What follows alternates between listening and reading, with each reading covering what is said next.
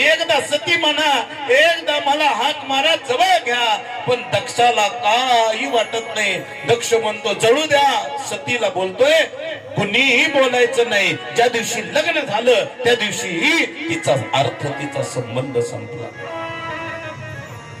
सती जवळ आली, आपल्या वडिलाच्या समोरून निघाली, आईच्या जवळ आली.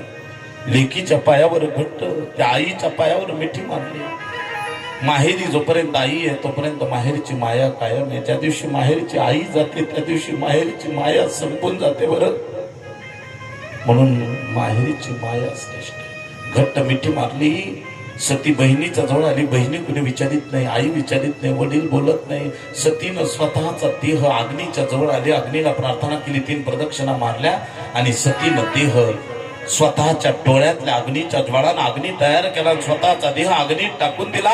सती जळाली, सती जळाली, सती जळाली. एकच हाकार झाला, जळू द्या.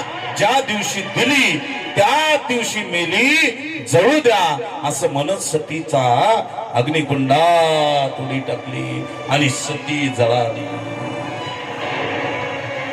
सती जळाली, सती जळाली. एकच हाकार झाला. ही बातमी महादेवाला कळली. महादेवानं जटा पटल्यात वीरभद्र नावाचा पुरुष त्या जटेमधून आपटल्या बरोबर वीरभद्र बाहेर पडला. जसा निघाला हातात खड्ग घेतलं, दक्षाचा सगळ्या यज्ञाचा विध्वंस केला. दक्ष प्रजापती, त्या दक्ष प्रजापतीचं मस्तकच उडवलं, थडाल अग्नीमध्ये टाकलं आणि दक्ष प्रजापती स्वाहा. मस्तक जळालं. सती दक्ष जळाला आणि मस्तक जळाल्याबरोबर तो जळून राख झाला.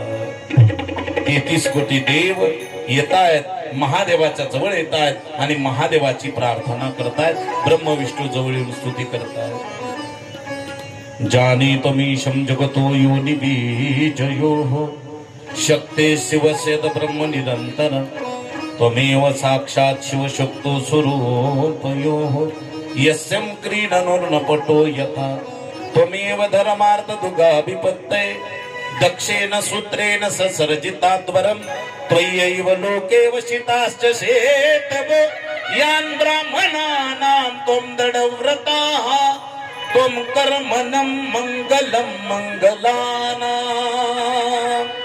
अतिशय पवित्र सुंदर कर्म करून घेणाऱ्या भगवान महादेवा, तुमच्या चरणावर माझा साष्टांग प्रणिपात असो. सगळे देवता येतात आणि महादेवाची स्तुती करतात.